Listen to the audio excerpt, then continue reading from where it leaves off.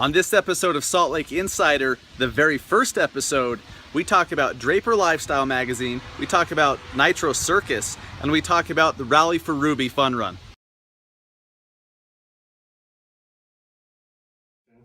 Hey, what's up, everybody? This is the very first episode of the Salt Lake Insider Show. My name is Dustin Brohm. I'm a real estate agent and an entrepreneur here in Salt Lake City. And this show is kind of an experiment. At least this episode's kind of an experiment.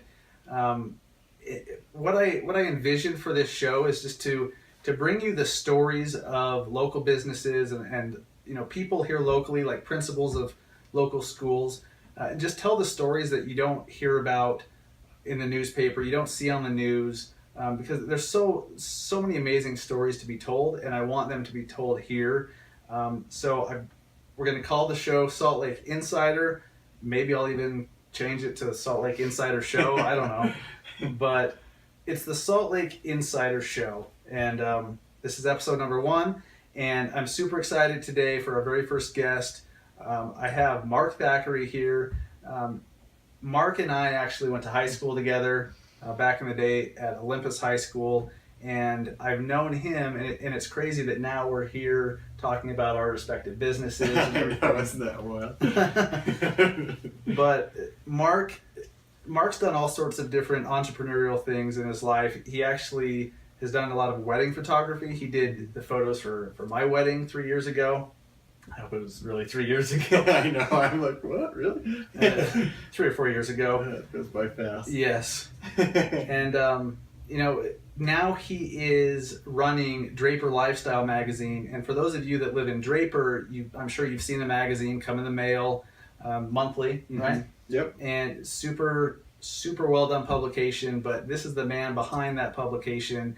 And we're going to talk to him about how he got started with it, what's going on behind the scenes, why Draper Lifestyle Magazine, and then we'll get into a little extra stuff about him and the other businesses he's doing. But Mark, tell me, apologize for the notes, but it's the first episode. So tell us all what Draper Lifestyle is all about. Okay, well, thanks for having me. What a cool, I love the idea. I love the concept of the Salt Lake Insider Show, and I'm honored to be here. You bet. And it is fun to sit back and look at where we are now. It's changed. Seriously. It just seemed like yesterday we were talking about girls and, high school petty things and stuff like that. Right. But now it's just different. But yeah, so good to be here. Draper Lifestyle is a community magazine, first and foremost. It's all about the community. Our tagline is inspired by community. And what we do is we make connections. We make connections with our readers. It's like you said, it's a monthly publication that arrives in the mail every single month to the homeowners in Draper. But we also make connections with the businesses. And so we're trying to be that strategic partner that makes the connection from the readers to the businesses and just to help the community overall. And that's one of the cool things about it. I'm sure we'll probably get into that later, but it's just that you can facilitate those conversations. Right. Like you said, everyone has a story, and it's so neat to be able to dig in and actually uncover that story and then share it with other people. Right. That's where the power is. And that's a lot of our readers have taken ownership to the magazine. It's their magazine essentially now. Yes. Very cool. Very cool. So, got the notes here.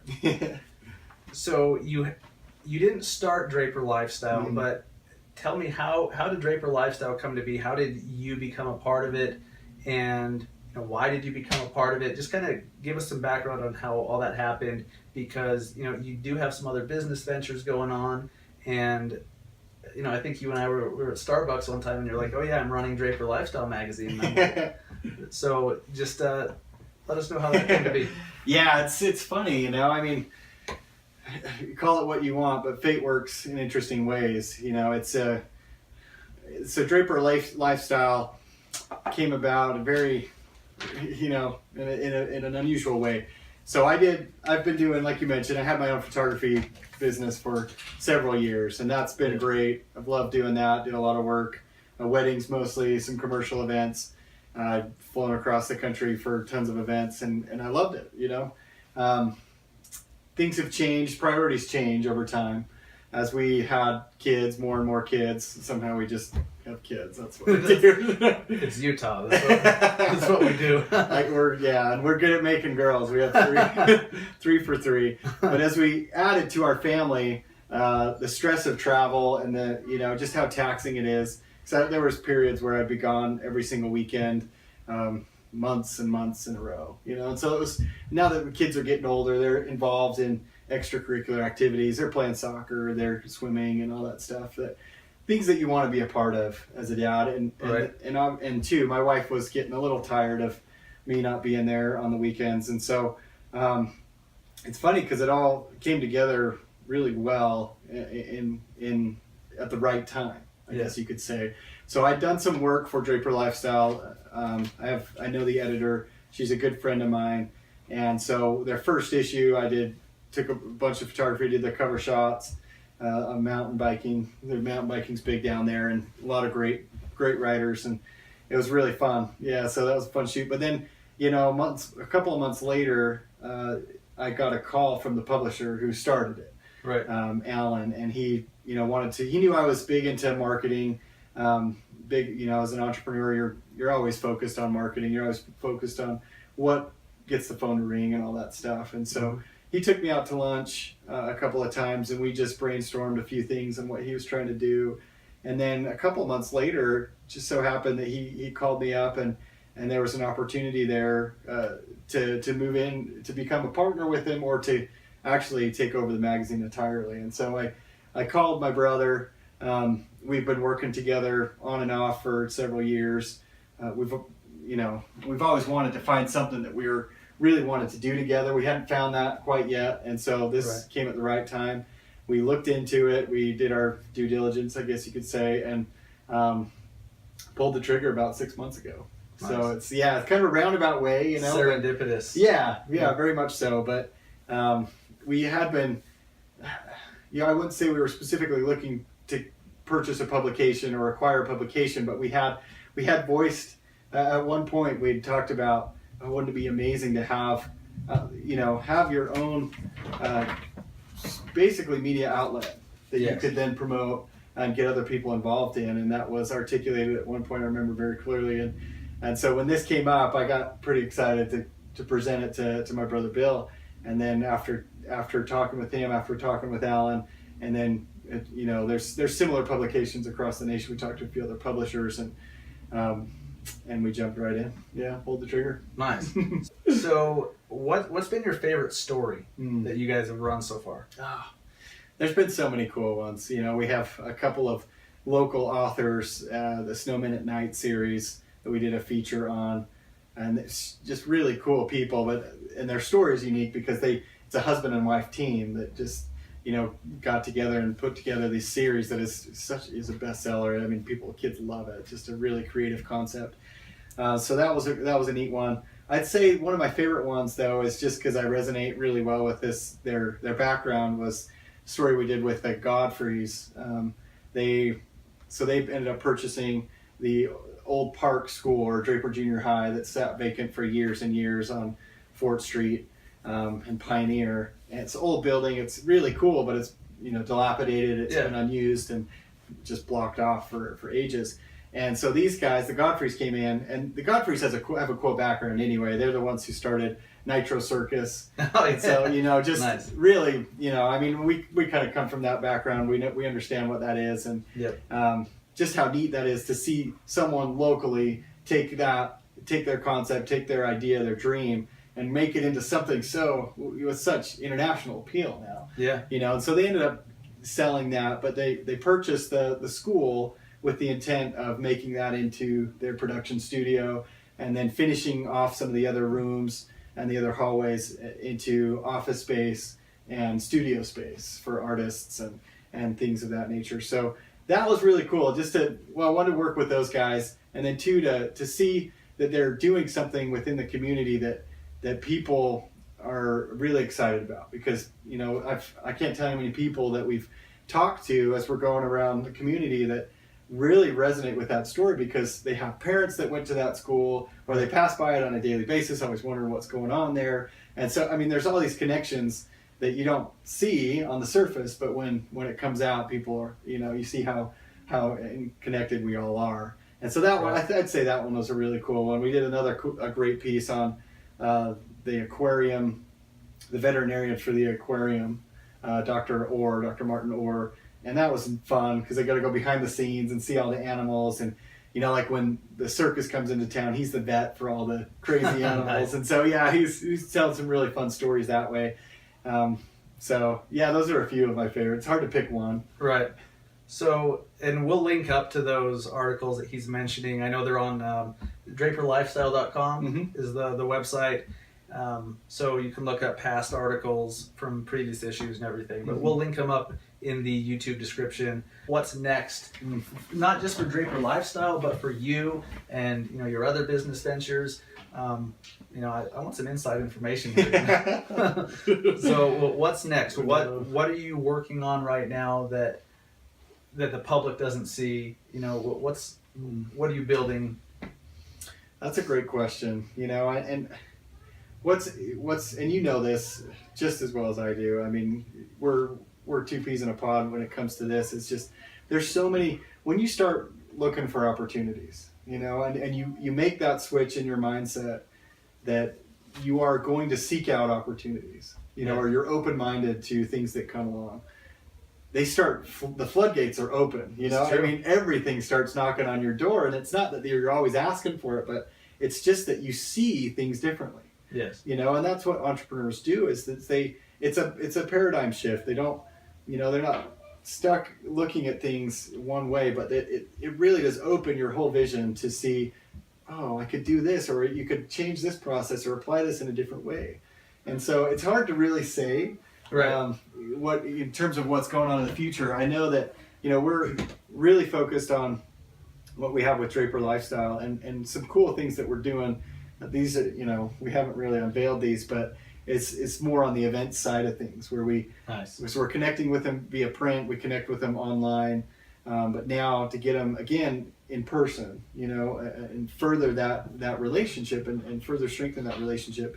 And so we're going to host some events, probably do a couple later on in the summer and in the fall, and then next year do quite a few where we'll do at least once a quarter, if not more. And so they'll be both public and private. And they're going to be, all I can say is they'll be a lot of fun. They're going to be a lot of fun. Nice. That's cool. And what you were saying, how, you get started and then all of a sudden all these opportunities show up. And that's why I'm doing this first episode of the show is, I just wanted to start telling some stories and see what happens. I know this isn't going to be the most professional interview you've ever seen, but I'm not the most professional guy you've ever seen either.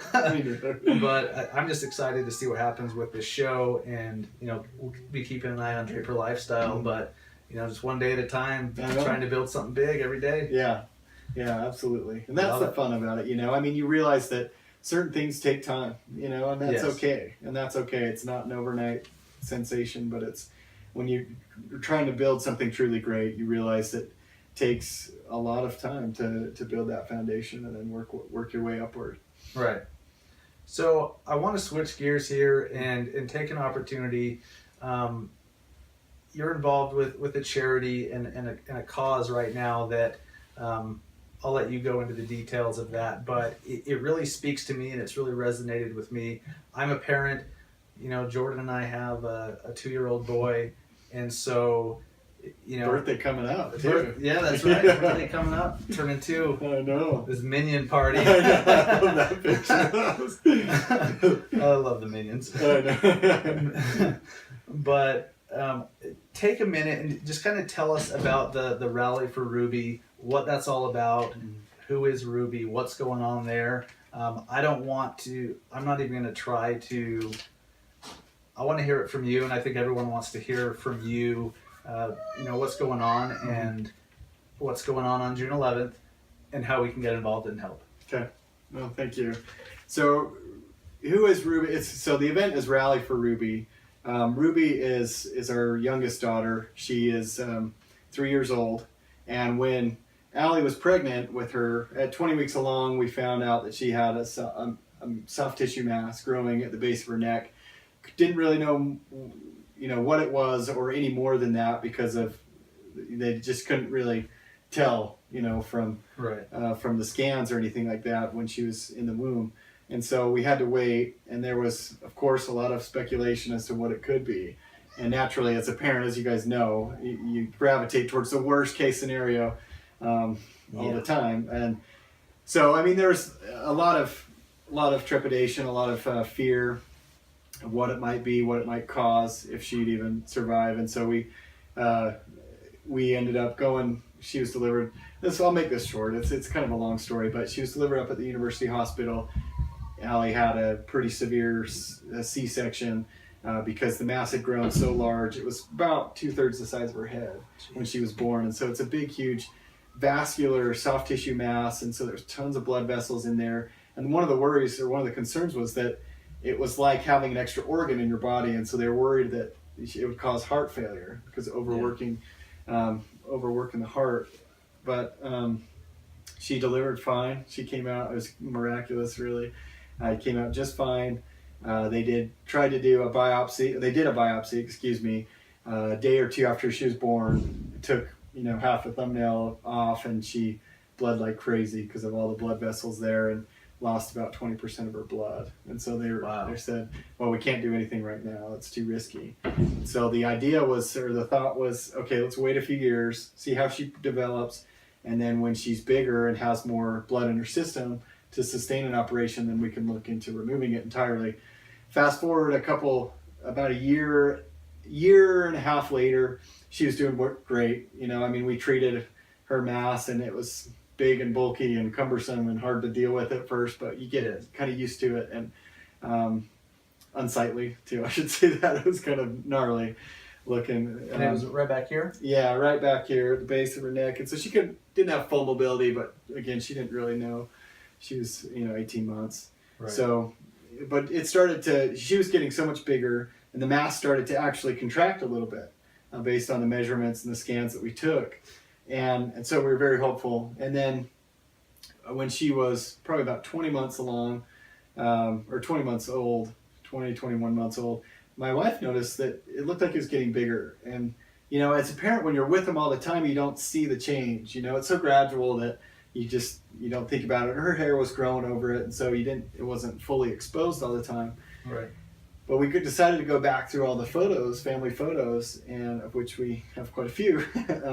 And sure enough, you could tell that it just started to mushroom. It just really accelerated its growth, and so kind of alarming. And so we went to our ENT up at Primaries, and he said, "Let's do something. We got to do something now." And so they're still worried about all the blood vessels in there, and they couldn't perform the operation without trying to prevent that loss of blood, severe loss of blood. And so what they did is they went in and embolized the arteries that fit the feeder arteries basically to the mass, and so basically glued those shut, and it went really well, really, really well. And then about a week and a half later, she went in for the operation. And we were anticipating about 6 to 8 hours of surgery, and she was out in about an hour and a half, 2 hours. So it was just, by all accounts, a miraculous event. They got in there, it came off very clean, and then they kind of stitched her back up. And then we had, a checkup after that. We did genetic testing on the mass to determine if it was malignant or anything like that. We didn't see anything. 6 months, we had another regular checkup, scan, and she was clean, no signs. And then at her 12th month, or what would have been her 12th month, it got delayed a little bit. She had a CT, she had a PET scan, and part of it showed a little dot, like on the scan, or maybe it was just a CT, but just a small white dot on her lung, like at the very bottom of the scan. Like it wasn't nothing else anywhere else, but just enough to kind of raise the red flag. And so they did a CT scan of her lungs, and she's just got all these lesions in her lungs. And so they after looking at it and evaluating, they diagnosed it as stage 4 melanoma, and so there's not a whole lot of options at that point. We've again through this whole story has been pretty miraculous, but this is another thing that's just been so wonderful, is that she was able to get be treated via this new method called immunotherapy. It's drastically different than chemo or radiation because it doesn't kill off your immune system. It's not nearly as toxic, and it actually works in tandem with your immune system. And so kind of the idea is to rev it up so it works more effectively, and so it allows your body to naturally take care of those cancer cells like it would, like it should. And so we're just in the stage of that. We thought we were going to have to go out of state and live kind of the back and forth life while she was getting treatment. But again, through some crazy events, we managed to get it approved up at primaries, and she's being treated up there, and she's been doing great. We'll find out how she's responding next week. And so it's been a couple of months on treatment, and we're all just kind of waiting to see. There's not too much stuff that we can do after this if she's not responding, but she's full of energy, so we're very hopeful. And then the event was actually put on by some friends, a lot of friends that we knew from high school, Cynthia Stone, Stringham, Right. now, and just the Millie's Princess Foundation, Brady and Amanda Flam, good friends with them. They had a daughter who passed away of leukemia a few years ago, Millie, and they started a foundation. So we teamed up with them to put on this fundraiser. It's a race, it's a fun run. And bike parade, because that's what Ruby loves, to get on her Strider bike and just wheel around, and so we thought we'd get a bunch of people together, and what's really cool about this is this was all actually these friends, this is what they wanted to do. They wanted to do something, they didn't know what, and so they're really good at putting on events, and this is how they've shown their support, and it's been amazing to see everyone come together and how it's evolved from just this small idea to it's all intricate and all these details, and it's going to be a lot of fun. So it's June 11th, Saturday morning at Butler Middle, just in Cottonwood Heights. The soccer field it's not even, the fun run is about a mile or so a very short run. We're going to have lots of different hair braiding, we'll have face painting, a lot of fun activities. We're going to have Nice. Silent auction and different prizes and stuff. So it's just going to be, we want it to be a celebration. People Yes. come dressed up, and it's just to celebrate what we've already been given with Ruby, and just we're excited for whatever comes in the future. So, honestly, I knew, because you and I, we talk every now and then, and I knew Ruby had some health issues ever since she was born, but honestly, it wasn't until I saw the KSL news piece that they did 2 weeks ago on Ruby that I really that I realized the full extent of the battle she's fighting. It's hard. It's hard to wrap your head around, and so she's obviously such a fighter. She's so strong, and so I'm excited for June 11th. For anyone who wants to come to the and it's called the Rally for Ruby, right? Yes, Rally for Ruby. So anyone who wants to come to the Rally for Ruby, just get on Facebook and search Rally for Ruby, and there's a Facebook event set up, and you can get all the details, the address, and you can buy your tickets and everything right there. I don't know what else to say to that other than, if you guys can make it Saturday, show your support for Mark and his family and for his daughter, and for the other organizations that are involved, and just support them, because it seems like childhood cancer is just getting out of control. Yeah, and that's something that's really opened my eyes is you don't. So unfortunately, it takes an event like this, an occurrence like this in your personal life to realize that this happens so often. We know so many people that have gone through something like this or are currently dealing with something like this. Right. And I'm ashamed to admit that I have a lot of friends that have been through this, and I haven't been as supportive, or aware, or and so, but I've just been so amazed at how much, again, it comes back to connections, how connected we all are as a society, as a neighborhood, as friends and families. It's just been truly overwhelming to see the support, and that just, it keeps us going every day, you know, and that's why we're so excited about this. Is it's, you know, we want this to be an event where we can do this for other people too in the future, you know, and just pass that legacy on that we've been given by so many people. And it's, you know, it's one of those things that I think will help us all to remember what we do have every single day. Seriously. We take so much for granted. Yeah. It's crazy. So to wrap this up, for anyone who wants to connect with you, to learn more about Draper Lifestyle Magazine, and or help out, donate to, support the Rally for Ruby, how can they do that? How can they find you? Good question. So for Rally for Ruby, I'd go to Facebook, facebook.com/Rally Ruby, and that will take you to our page. You can get in touch there. There's contact information there. If you want to just participate, or if you want to sign up, we'd love to see you there. Or if you want to become more involved with, you know, donating items, auction items, or volunteer, you can contact any number of our staff listed on there. And then if you're draperlifestyle.com is a good way to get started there. You can call me on my cell if you want, 801-633-1853. You have a pager? Can they page you too? And I'll make sure to link up all these links in the description of the video and on Facebook and everything. But man, it was good to get kind of the behind the scenes story of what's going on. And, you know, I commend you and Allie for, you know, helping Ruby fight such a unimaginable battle that seems like way too many kids and families these days are fighting. So from the outside looking in, you know, it's definitely, you guys are definitely inspirational to a lot of people. Well, thank you. You bet. Thanks for your time. Yeah. Thank you guys for watching. This is the first ever episode, the pilot episode, the show about nothing. Yeah, that's right. The pilot episode of Salt Lake Insider, or the Salt Lake Insider Show. Maybe both. To be determined. Maybe both. Yeah. But thank you guys. Have a good one.